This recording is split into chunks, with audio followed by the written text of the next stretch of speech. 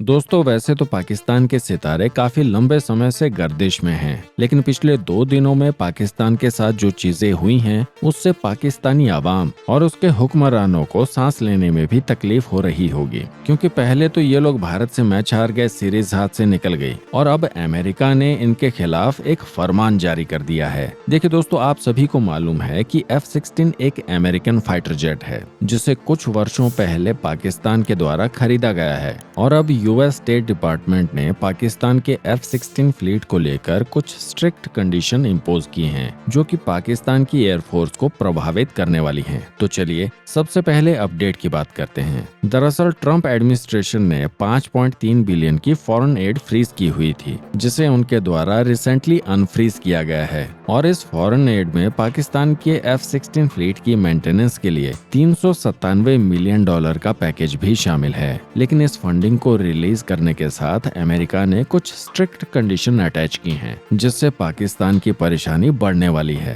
Current situation में देखें तो इस समय पाकिस्तान की एयरफोर्स में कई तरह के फाइटर प्लेन्स हैं। इनमें अमेरिका का F-16, चाइना से खरीदे गए J-10C और कुछ पुराने मॉडल्स जैसे कि GF-17 थंडर और F-7 शामिल है। मतलब टोटल मिलाकर पाकिस्तान के पास लगभग 358 फाइटर जेट्स हैं, जिनमें से 85 F-16 हैं, जो पाकिस्तानी एयरफोर्स की लगभग 24% स्ट्रेंथ है। और इन सभी फाइटर जेट्स में से F-16 और J-10 ही ऐसे मॉडर्न फाइटर जेट्स हैं जो करंट जनरेशन की एयर वॉरफेयर के लिए सुटेबल हैं। बाकी सब पुराने मॉडल्स हैं जिनकी कैपेबिलिटी बहुत लिमिटेड है। अब अमेरिका ने जो नई शर्त लगाई है, उनमें सबसे स्ट्रिक्ट कंडीशन ये है कि पाकिस्तान इन F-16 फाइटर जेट्स का यूज सिर्फ टेररिस्ट ऑपरेशंस के खिलाफ कर सकता है। भारत या अफगानिस्तान जैसे पड़ोसी देशों के खिलाफ इन प्लेन्स का यूज अमेरिका ने स्ट्रिक्टली बैन कर दिया है। और इतना ही नहीं, अभी आगे और सुनो। इन शर्तों को फॉलो करवाने के लिए अमेरिका ने पाकिस्तान में अपनी एक स्पेशल टीम भेज दी है। ये टीम F-16 की हर एक्टिविटी को मॉनिटर करेगी और जब भी कोई F-16 उड़ान भरेगा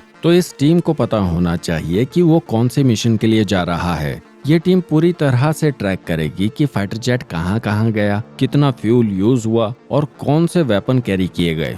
और तो और ये जो F-16 की मेंटेनेंस के लिए $397 मिलियन का पैकेज है, वो भी सीधा पाकिस्तान को नहीं मिलेगा, बल्कि ये अमेरिकन डॉलर्स अमेरिका के अपने प्रोग्राम के थ्रू यूज किया जाएगा। मतलब कि पाकिस्तान के हाथ में कोई डॉलर भी नहीं आएगा। जरा सोचिए, अगर पाकिस्तान ने अमेरिका की बात नहीं मानी और F-16 का गलत यूज किया तो क्या होगा? अमेरिका एक ही झटके में सारे F-16 को ग्राउंडेड कर देगा, यानी कि ये जेट्स उड़ ही नहीं पाएंगे। इससे पाकिस्तान की एयरफोर्स की लगभग 24% स्ट्रेंथ एक झटके में खत्म हो जाएगी, जिनको रिप्लेस करना इतना आसान नहीं होगा, क्योंकि ये 24% पाकिस्तान के सबसे एडवांस और कैपेबल फाइटर जेट्स हैं। भारत के नजरिए से देखें तो ये खबर बहुत ही अच्छी है। पाकिस्तान के F-16 पर पाबंदियों से रीजनल मिलिट्री बैलेंस भारत के पक्ष में झुक जाएगा। लेकिन इस सिचुएशन से एक बड़ा सवाल खड़ा होता है कि क्या किसी देश को अपनी डिफेंस नीड्स के लिए दूसरे देश पर इतना ज्यादा डिपेंडेंट होना चाहिए? क्योंकि दोस्तों,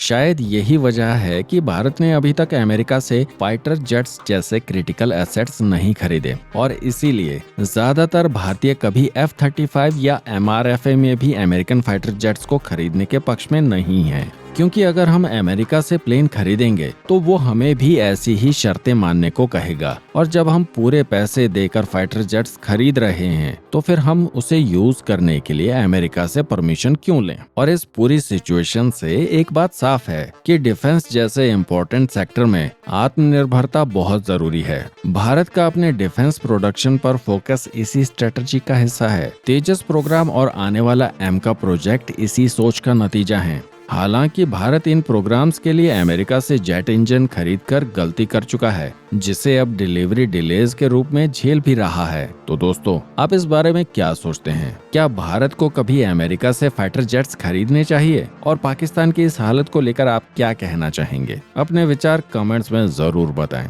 द क्रॉनिकल पोस्ट के साथ जुड़े रहने के लिए चैनल को सब्सक्राइब करें और वीडियो को लाइक और शेयर करना ना भूलें। हम जल्द ही मिलेंगे एक नई वीडियो के साथ। तब तक के लिए टेक केयर एंड जय हिंद।